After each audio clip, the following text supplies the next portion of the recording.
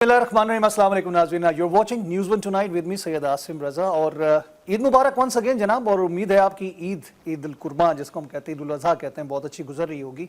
हम ईद के हवाले से, ईद के त्यौहार के हवाले से या फिर ईद के अलावा भी हम बात करते हैं तो बहुत सारे मौके ऐसे आते हैं जो कहते हैं ना, हर दिन ईद सा हो, हर रात शब रात वाली बात होती है, लेकिन ये तो खुसूसी तौर पे ईद उल अज़हा की बात की जाती है। और हमारे लिए, आप लोगों के लिए बड़ी अच्छी जो ट्रीट होती है वो हमारे मेहमान होते हैं। और आज भी हमारे पास बहुत मोहतरम हमारे अजीज़ दोस्त, बल्कि हम कहें बड़ी अच्छी शख्सियत जो आए और छा गए। मतलब जिस तरह हम कल बात करते हैं या आज की बात करते हैं तो अचानक से हम देखते हैं ना कि एक सूरज तुलू होता है और उसकी रोशनी फैल जाती है। शेर अफजल मरवत साहब की मैं बात कर रहा हूँ जनाब, खुशामदीद कहते हैं आपको। किसी तारुफ के मोहताज नहीं है, तहरीक इंसाफ से आपका ताल्लुक़ है और अचानक तहरीक इंसाफ के अंदर भी एक तहरीक पैदा करने वाले उन शख्सियात में इनका शुमार होता है। ईद मुबारक। आपको भी मुबारक हो और thank you so much. Eid कैसी गुजरी आपकी? ईद कुर्बान हमारी ज़रा ईद उल फितर के मुकाबले में थोड़ी ठंडी होती है। ज़्यादातर जो है होती है थोड़ी सी, गोश्त, कुर्बानी, फरीज़ा, ये सारी चीज़ें। हाँ, मैं गोश्त, कुर्बानी असल में कंपैरिजन तकाबुली जायज़ा मैंने किया लोगों के, क्योंकि ईद उल फितर पे बहुत ज़्यादा लोग जो हैं उनकी आमद होती है। ईद कुर्बान पे जो हैं वो हमारे यहाँ रिवाज इस तरह हैं कि करीबी दोस्त अहबाब के अलावा जनरल पब्लिक जो हैं वो ईद उल अज़हा पे मुबारकबाद के लिए नहीं जाया करती है। और तकसीम जो होती है गोश्त के लिए, सब अपने अपने घरों में बिजी होते हैं, कुर्बानी का जो एक सुन्नत है वो अदा कर रहे होते हैं। अब आप सवाल एक बड़ा बुनियादी सा करूँगा, क्या यहाँ वाली ईद करते हैं या वो KPK वाली ईद करते हैं? क्योंकि हमने तो देखा कि ईदें भी दो दो होती थी, पहले KPK में अलग होती थी, यहाँ पे अलग होती थी। तो क्या आपकी यहाँ पे ईद यही वाली होती है या वो? झगड़ा ईद उल फितर पे होता है दो ईदों का, कभी ईद उल अज़हा पे आपने नहीं सुना होगा। कैसा क्या है, चांद वहाँ पे पहले कैसे आ जाता है? ये बनू वाले पहले देख लेते हैं। नहीं, वाकई में नजर आ जाता है। हाँ, नज़र आ जाता है। और हमेशा मतलब ये है कि जो ईद KP वाले कर लेते हैं वो साहब वाला जो चांद का ऐलान वो होता है, दुरुस्त होती है। अच्छा, साबित होता है ना, ये जो चांद की मूवमेंट शवाहिद आ जाते हैं बस।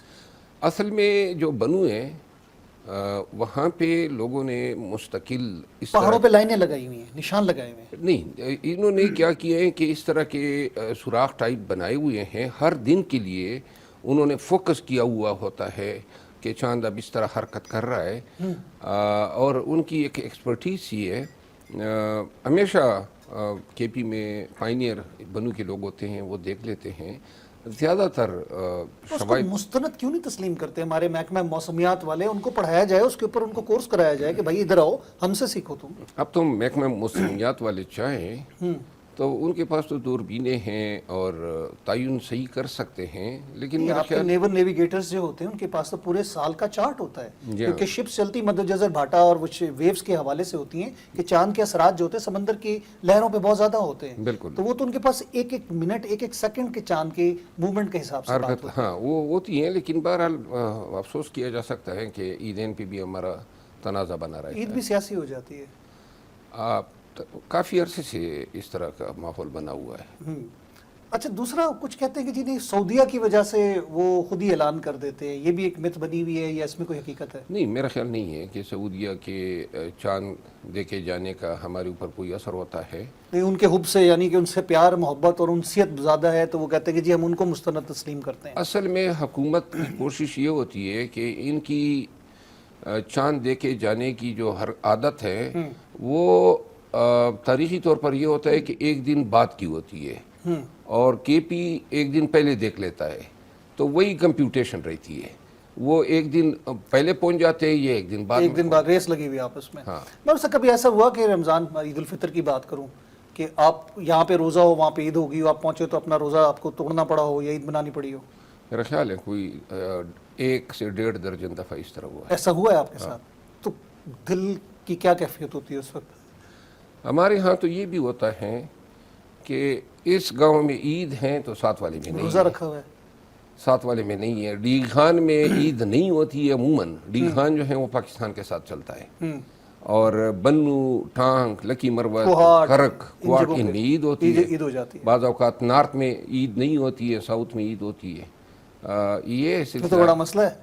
مسئلہ ہوتا ہے لیکن اب عادت سی پڑ گئی. عادت پڑ گئی ہے. محمد صاحب یہ بتائیں کہ سیاست میں آنے کا خیال کیسے ہوا؟ آپ جج رہے, وکالت کی 1.5 سال آپ نے وکالت کی, اس کے بعد جوڈیشری کے ایگزام آپ نے کیا, کوالیفائی کیا. جو سیشن کورٹ لیول کی جو جوڈیشری ہوتی ہے, اب اتفاق سے بہت سارے ہمارے دوست بھی ہیں, خود میرا بھی کچھ طالب علم رہا ہوں اس کا لاء کا. کیسا دیکھتے ہیں آپ کا کبھی خواہش تھی کہ میں سیاست میں اچانک آ جاؤں گا, یا اس جماعت سے زیادہ لگاؤ تھا آپ کو تو آپ نے اپنی جاب کے بعد آپ نے کہا کہ بس میرے لیے یہ سوٹیبل ہے؟ وکالت جب شروع کی میں نے 2009 میں نے عدالتی منصب سے استعفیٰ دیا, اور اس کے بعد انگلینڈ گیا, وہاں سے کچھ ڈگریاں لی, بار ایٹ لاء کیا. جی ہاں, اور 2011 میں پاکستان واپس آیا. تو یہاں وکالت شروع کی. میرے جو بزرگ ہیں میرے خاندان کے, وہ کافی 50-60 سال سے, جب سے پاکستان بننے سے پہلے وہ سیاست کرتے آئے ہیں. اور میرے والد تو صاحب خاندانی ہے, سیاست آپ کے خون میں ہے. میرے ایک انکل 3 دفعہ ممبر پارلیمنٹ رہے ہیں. میرے والد صاحب خود ضلع کونسل کے چیئرمین تھے. That's nice. اور میرے father in law member national assembly رہے ہیں. اس کے علاوہ میرے خاندان کا کافی لکی مربت کی سیاست میں ایک عملی کردار رہا ہے. 2011 میں آتے ہی وکیل, آپ کو پتہ ہے کہ ہماری اس زمانے میں ایفیلیشن جو تھی سیاسی خاندان کی, وہ جمعیت علماء اسلام کے ساتھ تھی. 2017 میں پھر علیحدگی ہوئی. اور فیسین کون سی والی سے؟ فیس اور فضل الرحمان صاحب کے فضل الرحمان صاحب کے ساتھ. اور پھر 2017 میں پاکستان تحریک انصاف میں شمولیت کی, خان کے ساتھ تھے. اور اس کے بعد اگر 9 مئی نہ ہوتا تو شاید ہم کبھی نہ پہچانے جاتے. کبھی سوچا یہ 9 مئی جو تھا یہ صحیح ہوا, آپ سمجھتے ہیں؟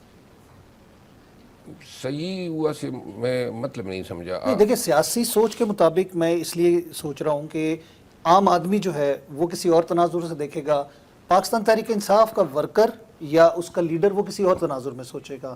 ہم نے دیکھا کہ اداروں کے, مطلب بائی دی وے بات ہو رہی ہے کہ اداروں کے درمیان ہم نے اس حد تک تصادم نہیں دیکھا تھا عوام کے درمیان. 9 مئی میں چشمدید ایک گواہ رہا ہوں. خان کی گرفتاری سے لے کر پھر بہت سارے جو واقعات ہوئے ہیں, ان میں بہت سارے جو کردار تھے وہ میرے موکل رہے. میں نے ان کو ریپرزینٹ کیا عدالتوں میں. تقریباً جو جو ملزمان تھے تمام پی ٹی آئی کی ٹاپ ٹیئر لیڈرشپ کو میں نے ریپرزینٹ کیا ہے عدالتوں میں, بشمول خان صاحب. اور 9 مئی کا ہونا, اس کے اسباب, اس کے محرکات, کس نے کیا, کیسے ہوا, اب اس حوالے سے میری Is this a conspiracy? What do you think? جی میں تو اس حوالے سے کافی دفعہ انٹرویو بھی دے چکا ہوں. میری یہ ایک مسلمہ رائے ہیں کہ 9 مئی بیسیکلی تاریخ 9 مئی بن گئی تھی, ورنہ یہ 9 مئی شاید 2022 اکتوبر میں کرانے کا بندوبست ہوا تھا. جو آرکسٹریٹ کیا گیا, اس کو آپ سمجھتے ہیں؟ obviously یہ اس کے تمام تانے بانے اگر آپ دیکھیں, اور یہ ایک وقت آئے گا, تاریخ جب بھی لکھی جائے گی 9 مئی کی, تو میں بحیثیت وکیل آج ابھی آپ کے سامنے 20 سوالات رکھ سکتا ہوں جن میں سے کسی ایک سوال کا کوئی جواب ہی نہیں ہے. جس کے لیے آپ لوگ جوڈیشل انکوائری کی بات کر رہے ہیں. جوڈیشل انکوائری جو کیوں نہیں ہو رہی ہے, دودھ کا دودھ پانی کا پانی ہو جائے گا. خود ایک جج رہے ہیں مروت صاحب, مطلب آپ کو پتا ہے کہ جنبش قلم اور جنبش لب جو ہوتے ہیں ججز کے حوالے سے, وہ بڑا میٹر کرتے ہیں. اور اگر فیصلہ کسی بھی رخ پہ چلا جائے تو اس کو سیاسی بنا دیا جاتا ہے. آج کل تو ہم یہی دیکھ رہے ہیں. جوڈیشل انکوائری جو ہے نا, وہ تو جوڈیشری کیا اس قابل ہے آپ سمجھتے ہیں؟ کیونکہ جس طرح کے آج کل ان کے اوپر الزامات لگ رہے ہیں اور سیاسی بیانات آتے ہیں, کبھی آپ کی جماعت کی جانب سے, کبھی دوسری, جس کے خلاف فیصلہ آ جائے.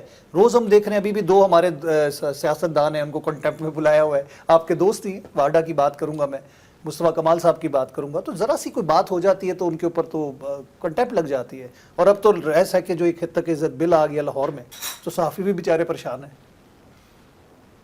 گزارش یہ ہے کہ 9 مئی کی جوڈیشل انکوائریاں ماضی میں بھی ہوئی ہیں, اور جب سپریم کورٹ کے لیول پہ ہوتی ہے تو اس حوالے سے بڑی باریک بینی سے کام ہوتا ہے.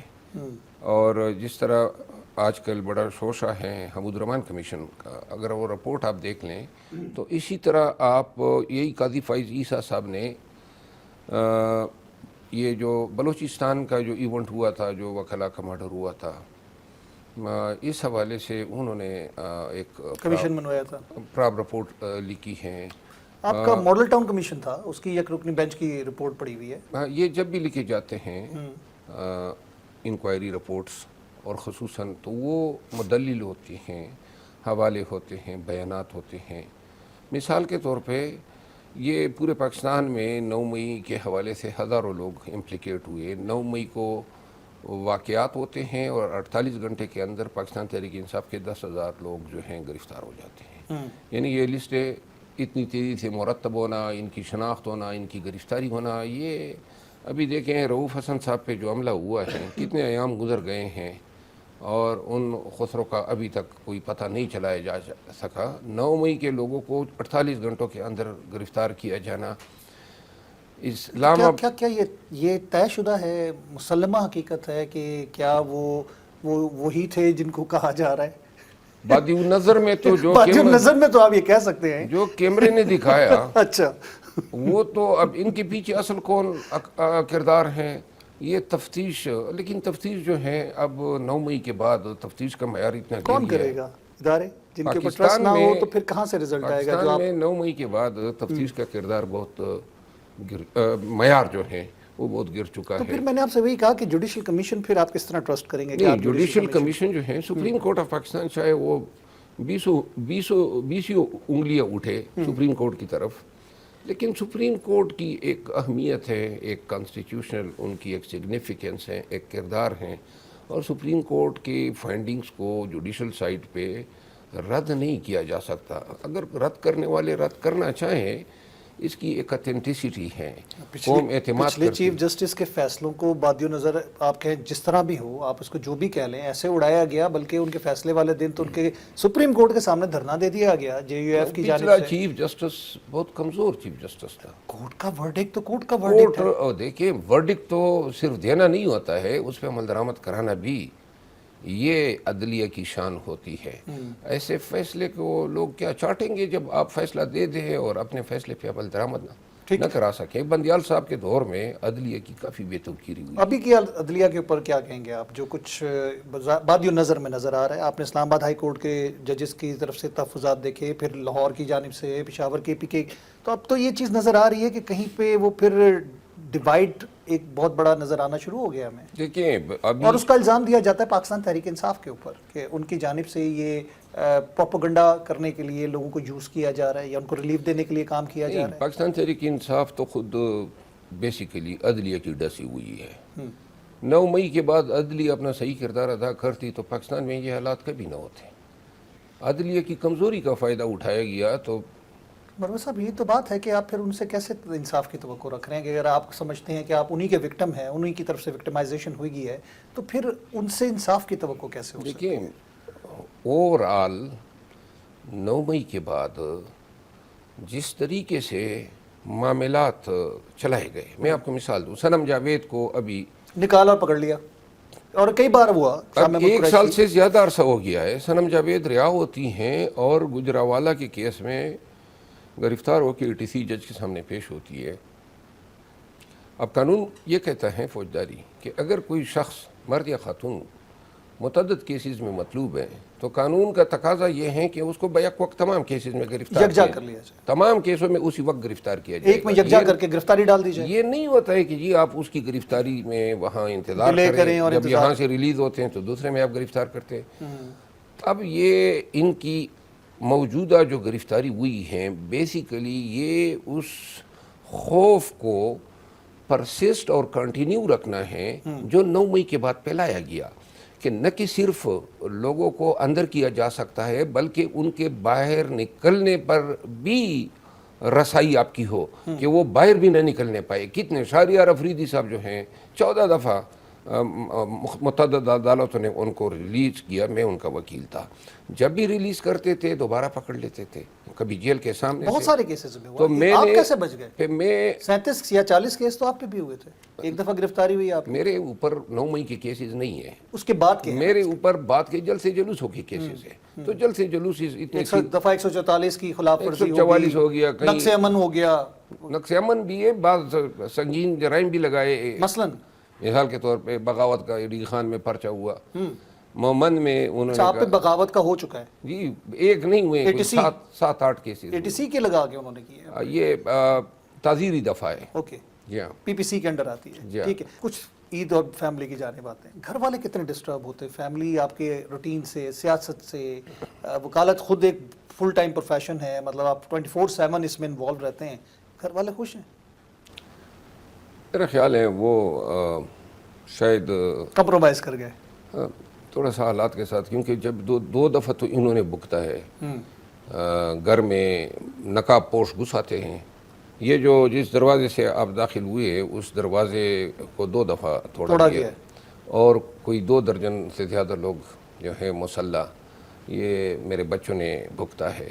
रात के 1:30 बजे एक दफ़ा आए, एक दफ़ा 3 बजे आए, 7 दफ़ा इन्होंने मुझे खुद अगवा करना चाहा।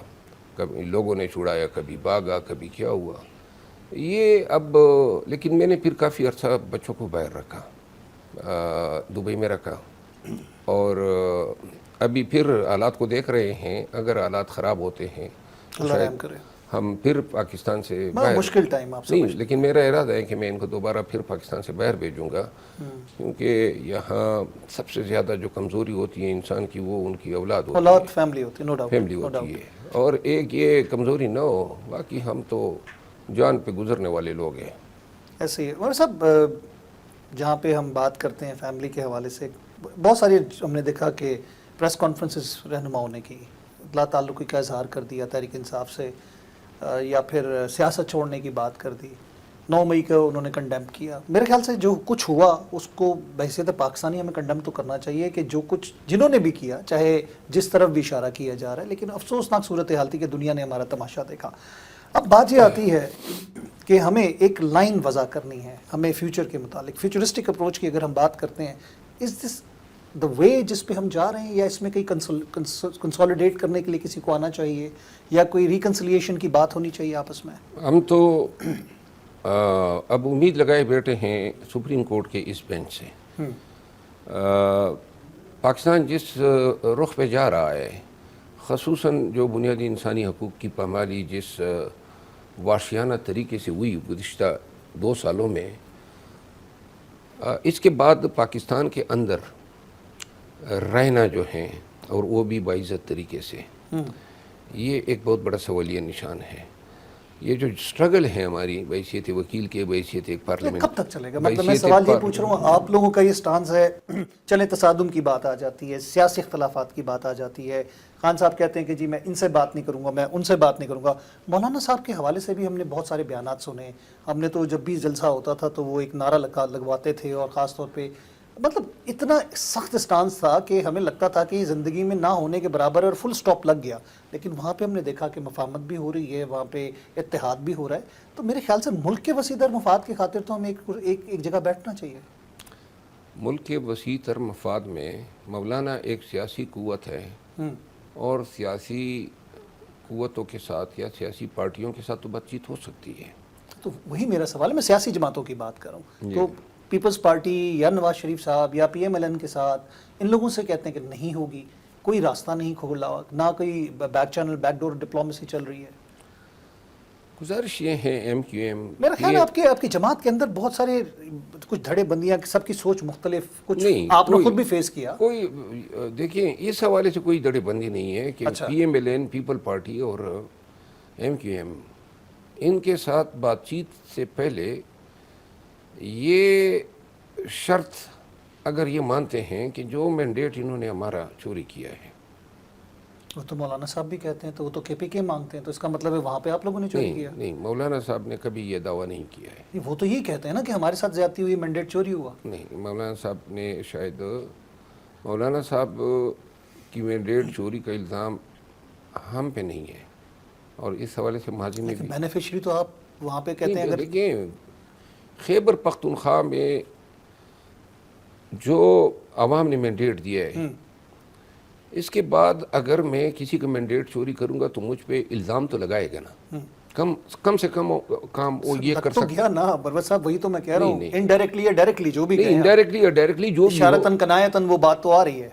इशारतन कनायतन नहीं होता है। ये मैंडेट की चोरी के लिए आपने इल्ज़ाम लगाना होता है कि फ़लाँ ने इतने वोटों से वो हारा हुआ था, उसको जिताया, उसको जिताया गया। कहीं पर किसी एक हल्के में हम पे ये एक इल्ज़ाम स्वैपिंग नहीं। स्टेटमेंट आप समझ। दूसरी बात ये है कि हम इलेक्शन कमीशन में, अब हमने इल्ज़ाम लगाए तो हम गए तमाम केसेस लेके इलेक्शन कमीशन। इलेक्शन कमीशन ने जब हमें रद्द किया तो हम गए इलेक्शन ट्रिब्यूनल। मौलाना साहब तो हमारे खिलाफ नहीं आए ना किसी कमीशन में या किसी ट्रिब्यूनल में, कहीं पर उसने हम पे अदालती फोरम पे हम पे इल्ज़ाम ही आयद नहीं किया है। तो लिहाजा ये बात गलत है कि मौलाना साहब की दावेदारी हम पे है। अच्छा चले, मैं अब ज़ाती कुछ चीज़ों पे आता हूँ। फैमिली का तो आपने बताया, ठीक है, एक सानिया एक अलमिया है, एक अनफॉर्चुनेट चीज़ है, लेकिन साथ साथ घर वालों का कभी कोई इख्तलाफ हुआ आपसे? वो कभी इस बात के ऊपर आपसे नाराज़ हुए कि यार बस करो, क्या है, हम लोग भी तकलीफ़ में हैं? नहीं, ये एक चीज़ कम से कम ज़हन में हम समझ रहे हैं कि अगर ये तवालत इख्तियार करते हैं मामलात, क्योंकि बैरून मुल्क बच्चों की तालीम भी ख़राब होती है। लेकिन अगर बाहर भी होंगे तो टेंशन तो, खबरें जब चलेंगी आपके हवाले से होगी या घर वालों के हवाले से, कोई भी हो तो तकलीफ तो उनको वहाँ पे भी होगी, डिस्टर्ब तो मेंटल स्ट्रेस तो आने वाले तो हम नहीं है ना, ये तो नहीं है ना, नहीं, ये तो हो ही नहीं सकता है ना कि हम तकलीफों की वजह से, मतलब ये तयशुदा हतमी है। हाँ, ये तो हतमी है बस। ये तो तकलीफ है। मतलब है कि इस जंग में पाकिस्तानियों के लिए, पाकिस्तान के मुस्तकबिल के लिए, खान की रिहाई के लिए, मैंडेट की रिकवरी के लिए, और सबसे बाला आपका एक प्रोग्राम देख रहा था, एक बेहतरीन रूल ऑफ लॉ पर मबनी पाकिस्तान के लिए अगर जान की कुर्बानी होती है तो ये भी मैं समझता हूँ कि एक सादत होगी। ये वक्त कुर्बानियों का तकाजा करता है, और अगर पाकिस्तानी इस चीज़ का एहसास कर ले, ये मुल्क उस दिन मैं दुबई में था, आज से कोई 4-5 अयाम कबल, चंद अयाम कबल, तो वो दुबई में था, मैं हसल एंड बसल देख रहा था, लोग कारोबार में ज़िंदगी से खुश पुरअमन। हम क्यों पाकिस्तान में ऐसा माहौल नहीं दे सकते हैं? जो मेरा इलाका है लकी मरवत, एक सहरा की तरह है, जिस तरह दुबई है, उन्होंने अपने सहरा में इतनी खूबसूरती और रंगीनी पैदा कर दी है, चावल पैदा कर रहे हैं, गंदम पैदा कर रहे हैं, अपने मुल्क की ज़रूरियात, हम उस सहरा को देखने जा रहे हैं। ट्रू। और वहाँ उनके होटलों में हम पैसे दे के ठहरते हैं, उनकी सारी आमदन जो है टूरिज्म पे है। और यहाँ हमारे यहाँ बर्फ़ हैं, सर्दियाँ हैं, गर्मियाँ हैं, पहाड़ है, दरियाएँ हैं, झीलें हैं, खूबसूरती हैं, सब्ज़ा है। हम अपने मुल्क को हमने क्या बना दिया है? इसके लिए सब पाकिस्तानियों ने अगर इसका उनको इदराक हो तो ये जमहूरियत के लिए और कानून की हुक्मरानी के लिए पाकिस्तानियों को बाहर निकलना होगा, और एक एहसास होना चाहिए, जो लोग पाकिस्तान को अपनी मंशा के मुताबिक चला रहे हैं उनको अब ये खेल रोक देना चाहिए। ये इनके बस की बात नहीं है। अगर पाकिस्तान को तरक्की दे सकते तो पाकिस्तान 76 सालों में तरक्की कर चुका होता। हर हुकूमत में मुदाखलात हर वक्त, ये इसका अब तदारक होना चाहिए। बेनिफिशरीज तो सियासतदान ही होते हैं ना। बात तो ये है कि हमारे हर सियासतदान ने उनका फ़ायदा उठाया, हुकूमतों में आए। इस हुकूमत के बारे में, आप लोगों की जमात की हुकूमत के बारे में भी ये कहा जाता है, क्योंकि ये तो वो सब मानते हैं कि उनको लाने वाले कौन थे। लेकिन बात ये है कि जब लाया जा रहा होता है उस वक्त वो चीज़ अच्छी लग रही होती है, जब उतार दिया जाता है या उतर जाते हैं तो वो चीज़ बुरी लगती है। ये तो हमारी एक रिवायत बन चुकी है सियासत। लाया जाना जो है, अभी तक तो 2024 के इलेक्शन से पहले तो हम ये तस्वुर करते थे कि अवाम लाते हैं। बेशक छोटी मोटी दांधली, बाजवा साहब की तकरीर ने खोल दिया ना सारा मामला कि कौन लाया, किसको लाया। वो तो खुद कह के चले गए, तो बात तो वहाँ पे ख़त्म होगी ना। अवाम लाती है कि नहीं लाती, उसको छोड़ें। जब मैं कह रहा हूँ सियासतदान जब खुद बेनिफिशरी होता है, कोई भी जमात हो, मैं आपकी जमात के अलावा दूसरी जमातों की भी बात करता हूँ, तो उस वक्त वो कहते हैं ना, मीठा मीठा हफ हफ, कड़वा कड़वा थू थू। तो जब अपनी बारी ख़त्म होती है या अपने ऊपर चीज़ रिवर्स होती है तो हमें वो चीज़ बुरी लगना शुरू हो जाती है। जिस तरह पीपल पार्टी और नून ने मिसाक जमहूरियत किया, इसीलिए जमहूरियत किया। अगर तो ये तीसरी जमात नागुज़ीर हुई इसी वजह से। पाकिस्तान की मेजर पार्टियां चंद बुनियादी जमहूरी असूल मुरतब कर लें, और जिसमें सबसे पहला अव्वलीन असूल ये हो कि पाकिस्तान में कानून की हुक्मरानी पे कोई समझौता ना हो। ये सिर्फ एक 1 पॉइंट पे भी एग्री कर जाएं तो पाकिस्तान की तरक्की के लिए बहुत सारी चीज़ें, रास्ते जो साहब यहाँ पे तो मिसाक जमहूरियत के बावजूद भी जब मामलात ख़राब हुए तो ज़रदारी साहब के अल्फाज, सदर पाकिस्तान है इस वक्त, वो बड़े मोहतरम हैं और बड़े ज़ीरक सियासतदान भी हैं। उन्होंने कहा जी माहिदे कोई आसमानी सहीफ़े नहीं होते। आपको याद होगा जब पंजाब में गवर्नरशिप लगी थी, सलमान तासीर गवर्नर थे, उसके बाद मियाँ साहब ने शिकवा किया, उन्होंने भी धरना दिया, लॉन्ग मार्च शुरू की। जब जुडिशरी बहाल हो रही थी तो उन्होंने कहा इन्होंने मेरी पीठ में खंजर घोंपा। उनका जी ये सियासतदान जो तो है फिर किस सियासी जमात पे भी बिलीव नहीं कर सकते आप? और सियासी पार्टियां बेनिफिशरी हमेशा सियासतदान हुए, नहीं, ये मायदे भी उन्होंने तोड़े हैं। बेनिफिशरी दोनों रहे हैं, मिलिट्री एस्टेब्लिशमेंट भी रही हैं और सियासतदान भी रहे हैं। ये गलत है कि सियासतदान मुस्तफ़ीद हुए हैं।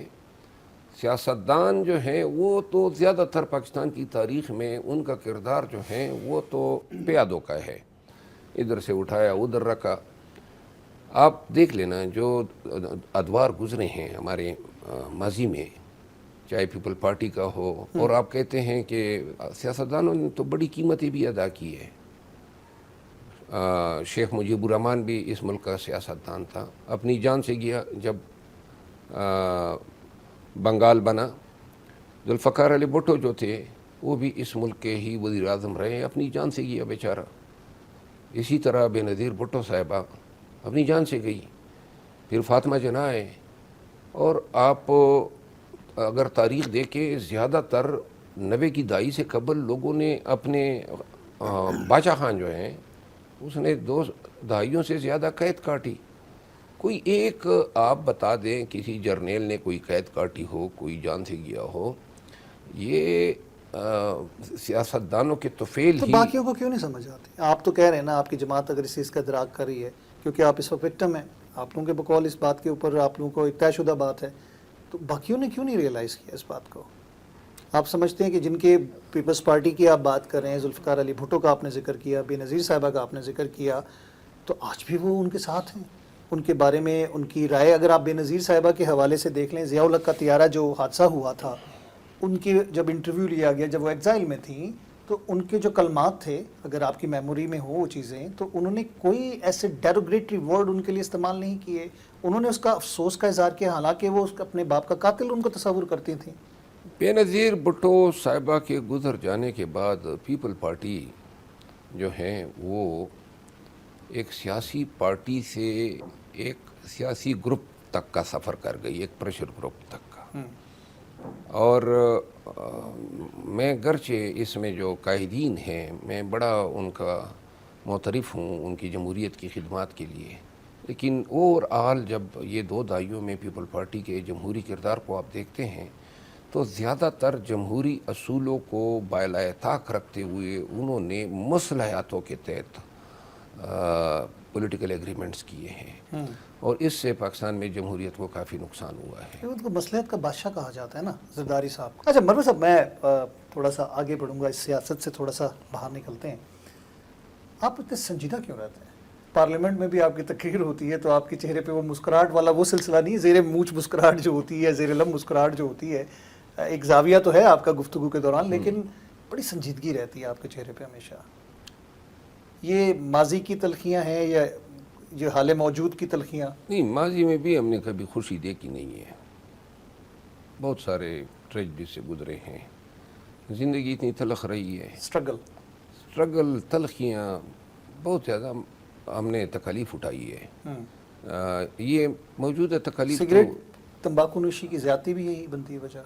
नहीं, वैसे किसी ज़माने में टेंशन हुआ करती थी, तो अब तंबाकू नोशी इसीलिए ज़्यादा हो गई? तंबाकू नोशी तो ज़्यादा नहीं है, छोड़ दी? हाँ, अब तकरीबन मैंने छोड़ दी है। वो तो पार्लियामेंट में भी आपके ऊपर ऑन द फ्लोर के ऊपर इल्ज़ाम लगा दिया गया था। वो इल्ज़ाम गलत था। अच्छा, गलत था वो? गलत था। सरन उसको, मतलब आपके इल्ज़ाम लगाने वाला तो स्पीकर के डाइस से स्पीकर साहब थे, और स्पीकर साहब पे फिर मैंने इस पे मोशन मूव किया, तहरीक इस्तेहकाक कि ये गलत इल्ज़ाम मुझ पे लगा है। लेकिन स्पीकर के खिलाफ तो आप नहीं कर सकते तहरीक इस्तेहकाक। तो यही स्पीकर साहब ने मुझे बताया अच्छा, तहरीरी तौर पे। और बहरहाल स्पीकर साहब वाजिबुल एहतराम है, मैंने फिर इसको ज़्यादा प्रेस नहीं किया। या सादिक साहब जी ठीक है, लेकिन वजह क्या थी? वैसे ही कुछ किसी को कहीं से धुआं किसी आपकी तकरीर से उठ रहा होगा, उन्होंने कहा कि सिगरेट पी रहे? नहीं, वो बेसिकली सियासी भी नहीं था, वो टिकटॉक पे लोग अपनी तरफ से बना लेते हैं। किसी ने टिकटॉक बनाई थी कि जी वो मेरा लिखा था कि वो सिगरेट पी रहा था ऐवान के अंदर, तो साथ ही मैंने कहा कि जी आप तो ऐवान में, तो उन्होंने कहा कि आप फिर निकल जाएं। जीडीए की बड़ी मोअज़्ज़ज़ खातून है, उन्होंने भी बड़े बयानात लोगों का गम गलत करने के लिए, एक नशा मिलता था सिगरेट, उस पर भी पाबंदी लगा के टैक्स बढ़ा दी है। मैं कहा शायद उससे मुतासर ना हो गए आप। नहीं, ये किसी ने टिकटॉक बनाई थी, जो फर्जी एक खबर बनाई थी, उसी ٹھیک ٹھاک کی بنیاد پہ شاید کوئی اسپیکر صاحب کے نوٹس میں لے آیا. بہرحال پارٹی میں کیا اختلافات تھے آپ کے؟ میں نے دیکھا کہ بہت ساری چیزیں، خاص طور پہ ہم دیکھا ہے کہ پی اے سی کی کمیٹی کے حوالے سے نام آیا، پھر آپ نے کہا، خان صاحب نے کہا، آپ کے جو قائدین تھے انہوں نے کچھ اور اختلاف کیا، تو مطلب ایک ہمیں دھڑے بندی اور ایک مخالفت نظر آنی شروع ہوئی. کیا آپ کی پرسنالٹی یا آپ کی پاپولیرٹی سے خائف ہو گئے لوگ؟ رؤف حسن صاحب کے بیانات مختلف نظر آتے ہیں دیکھیں، ہمیں. میں بہت سارے ہمارے پارٹی کے دوستوں کے ساتھ ہمارا اختلاف رہا، لیکن فی الوقت میں نے کمٹمنٹ کی ہے کہ میں پارٹی کے اختلافات پہ کوئی بات نہیں کروں گا. اوکے، تو لہٰذا اس موضوع وجہ کیا تھی؟ میں صرف یہ پوچھ رہا ہوں کہ وہ کہتے ہیں کہ خان صاحب نے یہ نہیں کہا، آپ کہتے ہیں میں خان صاحب سے مل کر آیا، انہوں نے یہ بات کی. نہ یہ وہ چھوٹی چھوٹی باتیں ہیں. اصل جو جب بھی مسئلہ حل ہوگا انشاءاللہ تو اس پہ آپ کو میں ایک بات بتا دوں کہ یہ میں نے کافی عرصے بعد کیمرے کے سامنے چھپ کر روزہ توڑا ہے اور آپ کے ساتھ رکھا ہے. میں کوئی گزشتہ 1.5 ماہ میں مجھے پتہ ہے، مجھے اس تقدو میں مجھے جو ٹائم لگا ہے وہ بھی مجھے اندازہ ہے. 1.5 ماہ میں نے کسی کو پکڑا ہی نہیں دی. لیکن یہ ہے میں اسی لیے عید کا تحفہ میں دے رہا ہوں نا. آپ کافی واجب الاحترام ہیں اور میں نے کہا کہ آپ کی وساطت سے جو ہلکا پھلکا ہمارا نیریٹو ہے عوام تک پہنچے. تو مطلب یہ ہوا کہ چنگاری ہوتی ہے تو دھواں اٹھتا ہے، کچھ نہ کچھ اختلافات تو نظر آ رہے ہیں. وہ کہتے ہیں نا نوشتہ دیوار جو ہوتے ہیں، ریٹن آن دا وال. ٹھیک ہے، تو پارٹی کی کمپوزیشن جو ہے آپ سمجھتے ہیں کہ وہ انٹیکٹ ہے یا آن گراؤنڈ ریالٹی اگر ہم بات کریں تو دھڑے بندیاں موجود ہیں؟ سر میں نے یہ بی آنیسٹ، میں بہت اسٹریٹ سوال وہ ٹھیک ہے، لیکن میں پارٹی کے معاملات پہ گفتگو سے پرہیز کرنا پسند کروں گا، کیونکہ یہ میں نے اپنے پارٹی کے دوستوں کے ساتھ کمٹمنٹ کی ہے. اور بلکہ خان کی رائے کا احترام کر رہا ہوں کہ وہ نہیں چاہتے ہیں کہ پارٹی کے اختلافات پہ میں میڈیا پہ کھل کے آؤں. ویسے دیکھیں، چھپانے والی بات تو نہیں ہے، بہت سارے بیانات جو ہوتے ہیں وہ تو کھل کے سامنے آ جاتے ہیں، جو کھل کے آ گئے اور وہ action speaks louder than words. بہت ساری چیزیں سامنے آ جاتی ہیں حقیقتاً. تو اب تو یہ ابھی اگر میں بولوں گا نا، ابھی آپ دعاؤں کی بات کر رہے ہیں، میں بول گیا نا تو چنگاریاں ہی چنگاریاں اٹھیں گی. تو لہٰذا فائر ورکس نہیں شروع ہو جائے گا؟ فائر ورکس اصل تو چیز اسی کا عید کا دن ہے، انجوائے کر لیتے ہیں. ٹھیک ہے. اچھا، جب ہم بات کرتے ہیں کچھ لڑکپن کی باتیں آتی ہیں، انسان جب اپنی نوجوانی میں ہوتا ہے، وہ اوائل جو ہوتے ہیں زندگی کے سب سے گولڈن ڈیز ہوتے ہیں، اس میں آپ کیا سمجھتے ہیں کہ اس میں جو آپ نے بتایا ساری زندگی اس میں اسٹرگل میں گزری، اس وقت کا جو شیر علی مروت کی بات کرے تو اس کے اندر کیا جوش تھا، اور وہ جوش ابھی بھی برقرار ہے؟ وہ چیز ایمبیشنز جو ہوتے تھے وہ پورے ہوئے؟ میں اب ایمبیشیس نہیں رہا ہوں، میں نہیں رہا ہوں. میں بڑا کنات پسند ہو گیا ہوں اور میری کوئی ایمبیشنز ہے ہی نہیں. یہ جو 9 مئی کے بعد جو نکلا ہوں اور جو قبولیت ملی، اس کی بنیادی وجہ یہی تھی کہ کوئی دوسرا تھا نہیں. کوئی دوسرا بھی اگر ساتھ میں نکل جاتا یا 10 نکل جاتے تو ان کو بھی اتنی قبولیت ملنی تھی. تو میدان خالی تھا. اور خان صاحب کی تقریر پارلیمنٹ ہاؤس میں جو آخری تقریر تھی، جب رخصت ہو رہے تھے حکومت چھوڑ کے یہ لوگ، یا ان کے خلاف جو میں آپ کو آپ کے سوال کا جواب دوں. دیکھیے، میں نے کہا 9 مئی کے بعد جب میں نکلا تو اس وقت میرے سامنے کمپٹیشن نہیں تھی، میرے مقابلے میں کوئی دوسرا تھا نہیں. تو لہٰذا میں نے اکیلے خالی میدانی مار دیا. تو اس پہ قبولیت ملی ورکرز کے پاس، ورنہ یہ کوئی میری ایمبیشنز نہیں تھی. ہاں، البتہ ایک ایمبیشن میری ضرور ہے، ایک خواب ہے کہ ہم پاکستان کو ایک جمہوری، ایک مضبوط مستحکم پاکستان دیکھ سکے جہاں قانون کی حکمرانی ہو. اور یقین کریں اس دن شاید میری دلی مراد بر آئے گی جب ہمارے بچے اسکولوں کو جائیں اور مالوں میں لوگ جائیں، مالز میں، بازاروں میں. خدا کرے کہ میری عرض پاک پہ اترے وہ فصل گل جسے اندیشہ ہے زوال نہ ہو. کہ جب ہم جائیں اور کسی کو یہ اندیشہ ہی نہ ہو کہ میرے بچوں کو کچھ ہو سکتا ہے. آپ یقین کریں نا، مجھ جیسا آدمی ممبر پارلیمنٹ ہوں، لیکن اتنا خائف ہوں کہ اپنے بچوں کو اپنے ملک میں نہیں رکھ سکتا ہوں. اور میں ابھی بھی آپ کو یہ بتا رہا ہوں کہ اگر حالات اور خراب ہو گئے تو میں پھر ان کو پاکستان سے باہر بھیجوں گا. کس طرح کا ملک ہم اس میں جی رہے ہیں.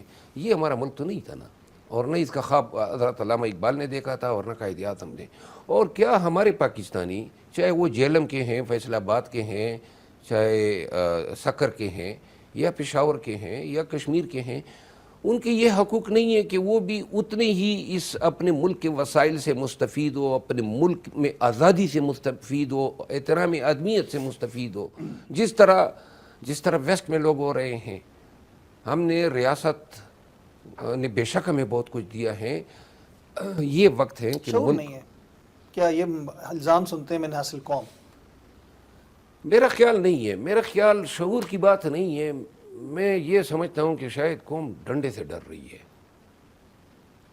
ठीक, दिल में बहुत सारे सवालात हैं, कुछ अगली नशिस्तों के लिए रखते हैं। बहुत सारी चीज़ें ऐसी हैं कि जो वक्त आने के साथ साथ आपका बहुत बहुत शुक्रिया वंस अगेन, ईद आपको बहुत बहुत मुबारक हो। आपको भी मुबारक हो, आपकी टीम का, और आपका बहुत शुक्रिया। बहुत बहुत शुक्रिया, थैंक यू वेरी मच जी, बहुत बहुत शुक्रिया, अस्सलाम वालेकुम। शुक्रिया।